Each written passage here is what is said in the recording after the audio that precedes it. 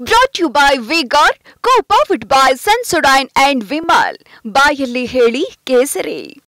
Associate sponsor UltraTech cement. H D. Revanna ಅವರ ಭವಿಷ್ಯ ಏನಾಗುತ್ತೆ ಇನ್ನೇನು ಕೆಲವೇ ಹೊತ್ತಿನಲ್ಲಿ ಗೊತ್ತಾಗುತ್ತೆ. ಶಾಸಕ ರೇವಣ್ಣ ಸಂಸದ ಪ್ರಜ್ವಲ್ಗೆ ಮತ್ತಷ್ಟು ಸಂಕಷ್ಟ. ಕೋರ್ಟ್ನಲ್ಲಿ ಎಸ್ಐಟಿ ಪರ ವಕೀಲೆ ಪ್ರಬಲ ವಾದ ಮಂಡನೆ ಮಾಡುತ್ತಿದ್ದಾರೆ. ಇಬ್ಬರ ವಿರುದ್ಧವೂ ಕೂಡ ಲೈಂಗಿಕ ದೌರ್ಜನ್ಯ ಎಸಗಿದ ಆರೋಪವಿದೆ. ಸೆಕ್ಷನ್ 376 ಅಪರಾಧಕ್ಕೆ ಜೀವಾವಧಿ ಶಿಕ್ಷೆ ಇದೆ. ಇದು ಜಾಮೀನು ರಹಿತ ಅಪರಾಧವಾಗಿದೆ ಅಂತ ಜಾಯ್ನಾ ಕೊಥಾರಿ ಅವರು ವಾದವನ್ನ ಮಂಡನೆ ಮಾಡ್ತಾ ಇದ್ದಾರೆ. ಹೀಗಿದ್ದಾಗ ಜಾಮೀನು ಅರ್ಜಿ ಊರ್ಜಿತವಲ್ಲ, ಅದನ್ನ ಗಣನೆಗೆ ತೆಗೆದುಕೊಳ್ಳುವುದಕ್ಕೆ ಸಾಧ್ಯವಿಲ್ಲ. ಇಬ್ಬರ ವಿರುದ್ಧವೂ ಕೂಡ ತನಿಖೆ ಇನ್ನೂ ನಡೀತಾ ಇದೆ.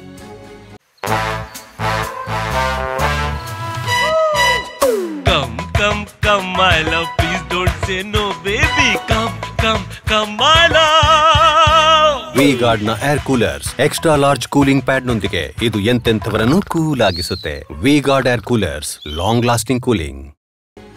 ಆರೋಪ ಪಟ್ಟಿ ದಾಖಲಾದ ನಂತರವಷ್ಟೇ ದೋಷಾರೋಪ ಪಟ್ಟಿ ಚಾರ್ಜ್ ಶೀಟ್ ಯಾರ ಮೇಲೆ ಏನು ಎಂಬ ಆರೋಪ ತಿಳಿಯಲಿದೆ ಅಂತ ಹೇಳಿ ವಕೀಲೆ ವಾದವನ್ನ ಮಂಡಿಸ್ತಾ ಇದ್ದಾರೆ ಕೋರ್ಟ್ನಲ್ಲಿ. ಎಸ್ಐಟಿ ಪರವಾಗಿ ಜಾಯ್ನಾ ಕೊಥಾರಿ ಅವರು ಶಾಸಕ ರೇವಣ್ಣ ಮತ್ತು ಸಂಸದ ಪ್ರಜ್ವಲ್ಗೆ ಮತ್ತಷ್ಟು ಸಂಕಷ್ಟ ಎದುರಾಗುತ್ತಾ ಅನ್ನೋ ಪ್ರಶ್ನೆ. ಪ್ರಜ್ವಲ್ ರೇವಣ್ಣ ಅಂತೂ ಸುದ್ದಿನೇ ಇಲ್ಲ. ಯಾವ ನೋಟಿಸ್ ಆದರೂ ಕೊಡಿ, ಏನಾದರೂ ಮಾಡ್ಕೊಳ್ಳಿ, ನನಗೂ ಅದಕ್ಕೂ ಸಂಬಂಧ ಇಲ್ಲ ಅನ್ನೋ ರೀತಿಯಲ್ಲಿ ತಲೆಮರೆಸ್ಕೊಂಡಿದ್ದಾರೆ. ಕಳೆದ 21 ದಿನಗಳಿಂದಲೂ ಕೂಡ ಪತ್ತೆ ಇಲ್ಲ. ಮತ್ತೊಂದು ಕಡೆ ಎಚ್.ಡಿ. ರೇವಣ್ಣ ಅವರು ಲೈಂಗಿಕ ದೌರ್ಜನ್ಯ ಪ್ರಕರಣಕ್ಕೆ ಸಂಬಂಧಪಟ್ಟಂತೆ ಜಾಮೀನಿಗೆ ಅರ್ಜಿಯನ್ನ ಸಲ್ಲಿಕೆ ಮಾಡಿದ್ರು. ಜಾಮೀನು ಅರ್ಜಿ ವಿಚಾರಣೆ ನಿನ್ನೆಯಿಂದಲೂ ಕೂಡ ನಡೀತಾ ಇದೆ. ಮಧ್ಯಂತರ ಜಾಮೀನನ್ನ ಕೋರ್ಟ್ ಮಂಜೂರು ಮಾಡಿತ್ತು. 5 ಲಕ್ಷ ಬಾಂಡ್ ನೀಡಿ ಸೂಚನೆಯನ್ನ ಕೊಟ್ಟಿತ್ತು. ಇವತ್ತು ಅದರ ಮುಂದುವರೆದ ವಿಚಾರಣೆ ನಡೀತಾ ಇದೆ 42ನೇ ACMM ಕೋರ್ಟ್ನಲ್ಲಿ. ಎಸ್ಐಟಿ ಪರವಾಗಿ ಎಸ್ಪಿಪಿ ಜಾಯ್ನಾ ಕೊಥಾರಿ ಅವರು ಪ್ರಬಲ ವಾದ ಮಂಡನೆ ಮಾಡ್ತಾ ಇದ್ದಾರೆ. ಲೈಂಗಿಕ ದೌರ್ಜನ್ಯ ಪ್ರಕರಣ 354A ಮತ್ತು D ಮೊದಲಿಗೆ ಮಾತ್ರ ಇತ್ತು. 354A ಮತ್ತು D ಲೈಂಗಿಕ ದೌರ್ಜನ್ಯ ಪ್ರಕರಣ ಮಾತ್ರವಾಗಿತ್ತು. ಆದರೆ ನಂತರದಲ್ಲಿ ಸಂತ್ರಸ್ತೆ 376 ಅತ್ಯಾಚಾರ ಆರೋಪವನ್ನ ಕೂಡ ಮಾಡ್ತಾರೆ. ಸಂತ್ರಸ್ತೆಯ ಹೇಳಿಕೆಯ ಮೇರೆಗೆ 376 ಅನ್ನು ಕೂಡ ಈ ಒಂದು ಪ್ರಕರಣದಲ್ಲಿ ಸೇರಿಸಲಾಗುತ್ತೆ. 376 ಎಷ್ಟು ಗಂಭೀರ ಸ್ವರೂಪದ ಪ್ರಕರಣ ಅನ್ನೋದನ್ನ ಇಲ್ಲಿ ಜಾಯ್ನಾ ಕೊಥಾರಿ ಅವರು ತಮ್ಮ ವಾದದ ಸಂದರ್ಭದಲ್ಲಿ ಹೇಳ್ತಿದ್ದಾರೆ. ಈ ಒಂದು ಅಪರಾಧಕ್ಕೆ ಜೀವಾವಧಿ ಶಿಕ್ಷೆ ಇದೆ. ಇದು ಜಾಮೀನು ರಹಿತ ಅಪರಾಧವಾಗಿದೆ.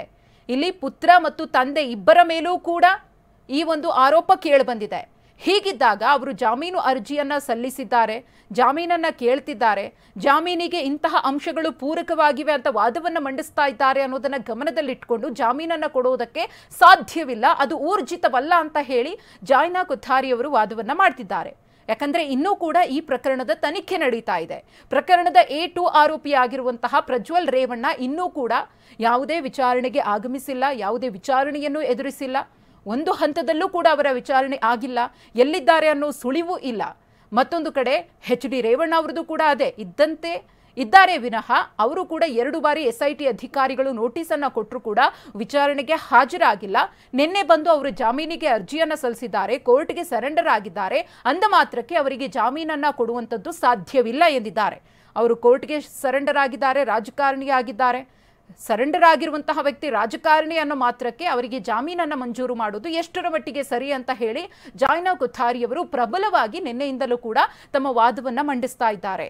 ಹಾಗಾಗಿ ಎಚ್.ಡಿ. ರೇವಣ್ಣ ಅವರಿಗೆ ಸಂಕಷ್ಟ ಎದುರಾಗುವ ಲಕ್ಷಣಗಳು ಇಲ್ಲಿ ಕಂಡು ಬರ್ತಾ ಇದೆ. ವಾದದ ಸಂದರ್ಭದಲ್ಲಿ ಎಚ್.ಡಿ. ರೇವಣ್ಣ ಅವರು ಕೋರ್ಟ್ನ ಹಾಲ್ನಲ್ಲೇ ಇದ್ದಾರೆ, ಕೋರ್ಟ್ ಒಳಗಡೆ ಇದ್ದಾರೆ. ನ್ಯಾಯಾಧೀಶರ ಸೂಚನೆಯ ಮೇರೆಗೆ ಖುದ್ದು ಅವರ ಹಾಜರಾತಿಯೂ ಕೂಡ ಇದೆ. ಸದ್ಯಕ್ಕೆ ಒನ್ ಸೈಡೆಡ್ ಅಂದರೆ ಜಾಯ್ನಾ ಕೊಥಾರಿ ಅವರು ವಿಚಾರಣೆ ಆರಂಭವಾದಾಗಿನಿಂದಲೂ ಕೂಡ ತಮ್ಮ ವಾದವನ್ನ ಮಂಡಿಸ್ಕೊಂಡು ಹೋಗ್ತಾ ಇದ್ದಾರೆ. ಒಂದು FIRನಲ್ಲಿರುವಂತಹ ಅಂಶಗಳನ್ನು ಉಲ್ಲೇಖ ಮಾಡ್ತಿದ್ದಾರೆ. ಸಂತ್ರಸ್ತಿಯ ಬಗ್ಗೆ ಪ್ರಮುಖ ವಿಚಾರಗಳನ್ನು ಪ್ರಸ್ತಾಪಿಸ್ತಾ ಇದ್ದಾರೆ. ಸುಪ್ರೀಂ ಕೋರ್ಟ್ ತೀರ್ಪನ್ನ ಪ್ರಸ್ತಾಪಿಸ್ತಾ ಇದ್ದಾರೆ. ಈ ಒಂದು ಸೆಕ್ಷನ್ ಎಷ್ಟು ಪ್ರಬಲವಾಗಿದೆ ಅನ್ನೋದನ್ನ ಹೇಳ್ತಾ ಇದ್ದಾರೆ. ಇದೆಲ್ಲದರ ಜೊತೆಗೆ ಈ ಒಂದು ಪ್ರಕರಣದ ತನಿಖೆ ಇನ್ನೂ ಕೂಡ ಪ್ರಗತಿಯಲ್ಲಿದೆ. ಇಂತಹ ಹಂತದಲ್ಲಿ ಅವರಿಗೆ ಜಾಮೀನನ್ನ ಮಂಜೂರು ಮಾಡಬಾರದು, ಅವರಿಗೆ ಜಾಮೀನನ್ನ ಕೊಡಬಾರದು, ಅವರನ್ನ ಎಸ್ಐಟಿ ಕಸ್ಟಡಿಗೆ ಕೊಡಿ ಅಂತ ಕೇಳ್ತಿದ್ದಾರೆ. ಸೆಕ್ಷನ್ 41A ಅಡಿ ವಿಚಾರಣೆಗೆ ಹಾಜರಾಗುವಂತೆ ಸೂಚಿಸಿದ್ರು. ಆದ್ರೂ ಕೂಡ ರೇವಣ್ಣ ವಿಚಾರಣೆಗೆ ಬಂದಿಲ್ಲ ಅಂತ ಕೊಥಾರಿ ಅವರು ವಾದ ಮಂಡಿಸುತ್ತಿದ್ದಾರೆ.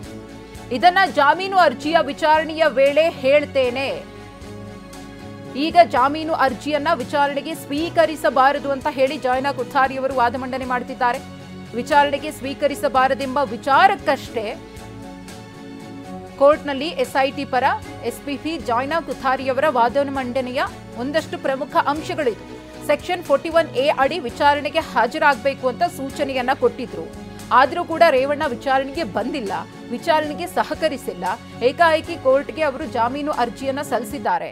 ಅಂದ ಮಾತ್ರಕ್ಕೆ ಈ ಒಂದು ಜಾಮೀನು ಅರ್ಜಿಗೆ ಸಂಬಂಧಪಟ್ಟಂತೆ ಅವರು ಸಲ್ಲಿಕೆ ಮಾಡಿರುವಂತಹ ವಿಚಾರಗಳನ್ನ ಪರಿಗಣನೆಗೆ ತೆಗೆದುಕೊಂಡು ಅವರಿಗೆ ಜಾಮೀನನ್ನ ಮಂಜೂರು ಮಾಡಬಾರದು. ಇದನ್ನ ಜಾಮೀನು ಅರ್ಜಿಯ ವಿಚಾರಣೆ ವೇಳೆ ಹೇಳ್ತೀನಿ ಅಂತ ಹೇಳಿದ್ದಾರೆ. ಇನ್ನೂ ಕೂಡ ವಾದ ಮುಂದುವರಿಯುವಂತಹ ಎಲ್ಲಾ ಸಾಧ್ಯತೆಗಳು ಕೂಡ ಇದೆ. ಈಗ ಜಾಮೀನು ಅರ್ಜಿಯನ್ನು ವಿಚಾರಣೆಗೆ ಸ್ವೀಕರಿಸಬಾರದು ಅಂತ ಜಯನಾ ಕೊಠಾರಿ ಅವರು ಹೇಳಿದ್ದಾರೆ. ಪ್ರಕರಣದ ಒಂದಷ್ಟು ಅಂಶಗಳನ್ನು ಉಲ್ಲೇಖ ಮಾಡುವಂತಹ ಕೆಲಸ ಇಲ್ಲಿ ಆಗ್ತಾ ಇದೆ. HD ರೇವಣ್ಣ ಅವರು ತನಿಖಾಧಿಕಾರಿಗಳಿಗೂ ಕೂಡ ಸಹಕಾರ ಕೊಟ್ಟಿಲ್ಲ. ವಿಚಾರಣೆಗೆ ಬನ್ನಿ ಅಂತ ಕರೆದಾಗಲೂ ಕೂಡ ಬಂದಿಲ್ಲ. ಎರಡೆರಡು ಬಾರಿ SIT ಅಧಿಕಾರಿಗಳು ನೋಟಿಸನ್ನು ಕೂಡ ಕೊಟ್ಟಿದ್ರು, ಅದಕ್ಕೆ ಸ್ಪಂದಿಸಿಲ್ಲ. ಇದೆಲ್ಲವೂ ಕೂಡ ಕಾನೂನಿನ ಪ್ರಕಾರ ಅಪರಾಧ ಆಗುತ್ತೆ. ಇಂತಹ ಸಂದರ್ಭದಲ್ಲಿ ಹೇಗೆ ಅವರಿಗೆ ಜಾಮೀನನ್ನು ಕೊಡಬೇಕಾಗುತ್ತೆ? ಯಾಕೆ ಅವರ ಜಾಮೀನು ಅರ್ಜಿಯನ್ನು ವಿಚಾರಣೆಗೆ ಕೈಗೆತ್ತಿಕೊಳ್ಳಬೇಕು ಅಂತ ಹೇಳಿ ಜಯನಾ ಕೊಠಾರಿ ಅವರು ವಾದವನ್ನ ಮಂಡಿಸ್ತಾ ಇದ್ದಾರೆ. SIT ಪರ SPP ಕೊಠಾರಿ ಅವರ ವಾದ ಮುಕ್ತಾಯವಾಗಿದೆ. SPP ಅಶೋಕ್ ನಾಯಕ್ ವಾದ ಮಂಡನೆ ಆರಂಭ. ಜಯನಾ ಕೊಠಾರಿ ಅವರ ವಾದ ಮುಗಿತು. ಮತ್ತೊಂದು ಕಡೆ SPP ಸ್ಪೆಷಲ್ ಪಬ್ಲಿಕ್ ಪ್ರಾಸಿಕ್ಯೂಟರ್ ಆಗಿರುವಂತಹ ಅಶೋಕ್ ನಾಯಕ್ ಅವರು ಕೂಡ ತಮ್ಮ ವಾದ ಮಂಡನೆಯನ್ನ ಆರಂಭಿಸಿದ್ದಾರೆ. ಜಯನಾ ಕೊಠಾರಿ ಅವರು ಸಾಕಷ್ಟು ಅಂಶಗಳನ್ನು ಉಲ್ಲೇಖ ಮಾಡಿದ್ದಾರೆ. ಪ್ರಕರಣ ಎಷ್ಟು ಗಂಭೀರ ಸ್ವರೂಪದ್ದು ಅನ್ನೋದನ್ನ ಜಯನಾ ಕೊಠಾರಿ ಅವರು ತಮ್ಮ ವಾದದಲ್ಲಿ ಮಂಡಿಸಿದ್ದಾರೆ. ಇನ್ನು ಅಶೋಕ್ ನಾಯಕ್ ಅವರು ಕೂಡ ಇದೀಗ ತಮ್ಮ ವಾದ ಮಂಡನೆಯನ್ನ ಆರಂಭಿಸಿದ್ದಾರೆ. SPP ಅಶೋಕ್ ನಾಯಕ್ ಅವರಿಂದಲೂ ಕೂಡ ವಾದ ಮಂಡನೆ ಆರಂಭವಾಗಿದೆ. ಅವರು ಯಾವೆಲ್ಲ ಒಂದಷ್ಟು ಪ್ರಮುಖ ಅಂಶಗಳನ್ನು ಉಲ್ಲೇಖ ಮಾಡ್ತಾರೆ ಈ ಪ್ರಕರಣಕ್ಕೆ ಸಂಬಂಧಪಟ್ಟಂತೆ ಅನ್ನೋ ಕುತೂಹಲ ಖಂಡಿತವಾಗಿಯೂ ಕೂಡ ಇದ್ದೇ ಇದೆ. ರೇವಣ್ಣ ಅವರಿಗೆ ಸಂಕಷ್ಟ ಎದುರಾಗುತ್ತಾ? ಮಧ್ಯಂತರ ಜಾಮೀನನ್ನು ಪಡೆದು ನಿನ್ನೆ ಮಧ್ಯಾಹ್ನದಿಂದ ಇವತ್ತು ಮಧ್ಯಾಹ್ನ 3 ಗಂಟೆಯವರೆಗೂ ಕೂಡ ಕೊಂಚ ನಿರಾಳರಾಗಿದ್ದಂತಹ ರೇವಣ್ಣಗೆ ಇದೀಗ SPP ಅವರ ವಾದ ಮಂಡನೆ ಇದೆಯಲ್ಲ, ಇದು ನುಂಗಲಾರದ ತುತ್ತಾಗಿ ಪರಿಣಮಿಸ್ತಾ ಇದೆಯಾ ಅನ್ನೋ ಪ್ರಶ್ನೆಯೂ ಕೂಡ ಎದುರಾಗಿದೆ. ಏಪ್ರಿಲ್ 28ನೇ ತಾರೀಕು ದಾಖಲಾದಂತಹ ಲೈಂಗಿಕ ದೌರ್ಜನ್ಯ ಪ್ರಕರಣ, ಹೊಳೆ ನರಸೀಪುರ ಠಾಣೆಯಲ್ಲಿ ದಾಖಲಾದಂತಹ ಲೈಂಗಿಕ ದೌರ್ಜನ್ಯ ಪ್ರಕರಣ, ಸಂತ್ರಸ್ತ ಮಹಿಳೆ ಕೊಟ್ಟಂತಹ ದೂರಿನಲ್ಲಿ ಮೊದಲಿಗೆ ಲೈಂಗಿಕ ದೌರ್ಜನ್ಯದ ಸೆಕ್ಷನ್ಗಳನ್ನು ಮಾತ್ರ ಹಾಕಲಾಗಿತ್ತು. ಅದಾದ್ಮೇಲೆ ಸಂತ್ರಸ್ತೆಯ ಹೇಳಿಕೆಯನ್ನ ಪಡೆದ ಮೇಲೆ ತನಿಖಾಧಿಕಾರಿಯ ಮನವಿಯ ಮೇರೆಗೆ ಸೆಕ್ಷನ್ 376 ಅಂದ್ರೆ ಅತ್ಯಾಚಾರ ಆರೋಪದ ಸೆಕ್ಷನ್ ಅನ್ನ ಕೂಡ ಸೇರಿಸಲಾಗುತ್ತೆ. ಇದೇ ಪ್ರಕರಣದಲ್ಲಿ ಬಂಧನದ ಭೀತಿಯನ್ನ HD ರೇವಣ್ಣ ಎದುರಿಸ್ತಾ ಇದ್ರು.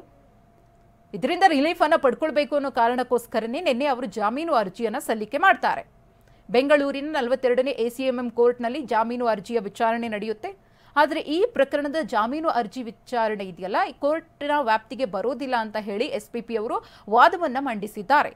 ಇದನ್ನ ಎಷ್ಟರ ಮಟ್ಟಿಗೆ ನ್ಯಾಯಾಧೀಶರು ಪರಿಗಣನೆಗೆ ತೆಗೆದುಕೊಳ್ತಾರೆ ಅನ್ನೋದನ್ನ ಕಾದ್ ನೋಡಬೇಕಿದೆ.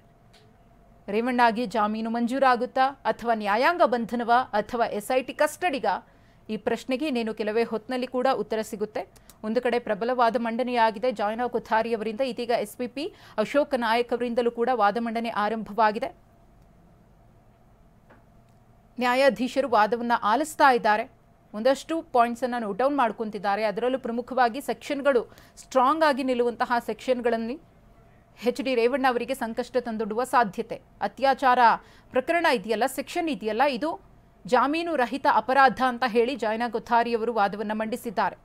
ಆದರೆ ರೇವಣ್ಣ ಪರ ವಕೀಲರು ಈ ಲೈಂಗಿಕ ದೌರ್ಜನ್ಯ ಪ್ರಕರಣದಲ್ಲಿ ಇರುವಂತಹ ಸೆಕ್ಷನ್ಗಳಿದೆಯಲ್ಲ, ಇದೆಲ್ಲವೂ ಕೂಡ ಜಾಮೀನು ಕೊಡಬಹುದಾದಂತಹ ಸೆಕ್ಷನ್ಗಳು, ಜಾಮೀನು ಕೊಡಬಹುದಾದಂತಹ ಆರೋಪಗಳು ಅಂತ ವಾದಿಸಿದ್ದಾರೆ.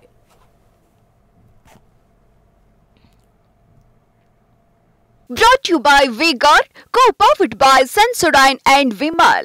ಬಾಯಲ್ಲಿ ಹೇಳಿ ಕೇಸರಿ. Associate sponsor Ultratech Cement.